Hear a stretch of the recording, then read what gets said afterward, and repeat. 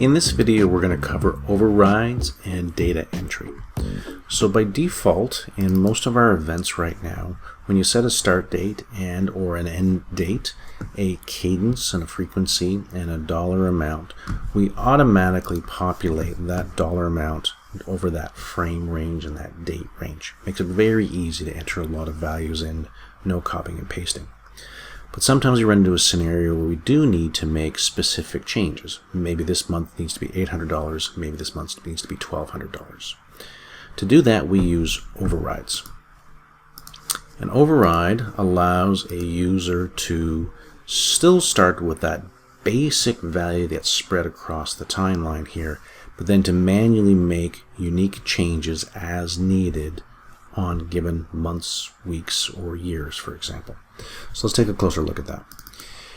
What we've done, as you can tell by the color coding on this cost event here, is we've added an override. If we right-click on this menu, we can see the manually override values, and we can open up the override editor. Here you can see the initial $1,000 spread along the timeline and which months we've manually made some changes to. And we can add another one here, for example, and click Submit. And that will now make that additional override added to our timeline here. Let's build one of these from scratch. Here I'm going to go to an event that does not currently have any overrides on it. And again, we would right-click on this, bring up a right-click menu, select the manually override values. These other options are coming along very shortly. Click the manually override values here, see everything spread along the timeline, change a value,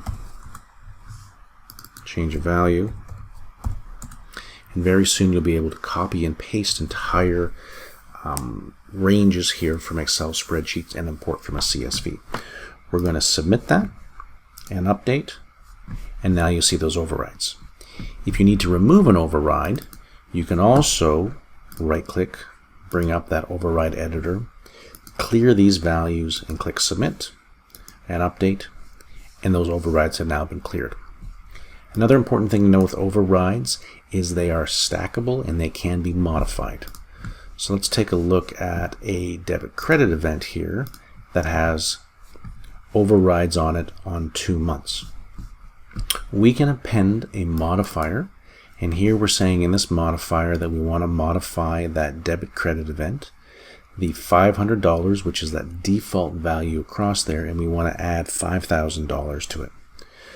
So with that, if we take the bypass off, you will see that the entire stack goes for the ride. So we have that $5,500 that's been added to it, and everything is relative to that. So it's a non-destructive way of adding modifiers to values, and overrides go along for the ride.